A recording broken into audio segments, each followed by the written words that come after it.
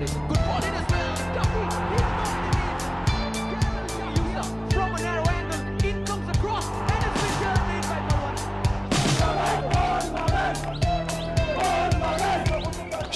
পর কটক জয়, ফের ডার্বির রং সবুজ মেরুন। ইস্টবেঙ্গল বধ করে ফেড কাপের ফাইনালে ওঠা। ম্যাচের পর রীতিমতো ফুরফুরে মেজাজে গতবারের চ্যাম্পিয়নরা।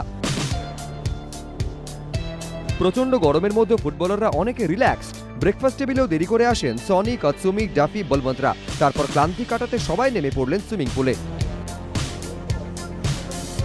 ফেড কাপ ফাইনাল 21শে মে, তার আগে 17 মে এএফসি কাপের ম্যাচ। মাঝে অনেকটা সময়। এদিন সকালে ব্যক্তিগত কাজে ভুবনেশ্বর ছাড়লেন কোচ সঞ্জয় সেন।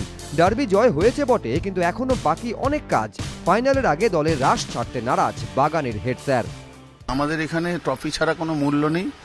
ইস্টবেঙ্গলকে হারিয়েছি ঠিক আছে, কিন্তু সেটা আমরা ভুলে গেছি। আমাদের কাছে 21 তারিখ ফাইনালটাই লক্ষ্য। দলের হয়ে বিশ্বমানের গোল করে প্রচন্ড খুশি বলবন্ত। দলকে চ্যাম্পিয়ন করতে চান তিনি। वेरी स्पेशल मोमेंट है, क्योंकि मैंने जब फ़ोन किया था घर पे तो मेरी माँ ने कभी नहीं बोला मेरे लिए गोल करना। तो यस्टरडे उसने यही बोला था मुझे। ट्राई तो यही करेंगे कि अभी लास्ट मैच है तो पूरा 100% देने के लिए और जीतने के लिए। লাঞ্চের পর এদিন বিকেলের ফ্লাইটে কলকাতায় ফিরল গোটা দল। এবার শুরু নতুন লড়াইয়ের প্রস্তুতি। সকালে সুইমিং পুলে খোশ মেজাজে, তারপরে বিমানবন্দরে অপেক্ষায় কলকাতা ফেরার, বাড়ি ফেরার।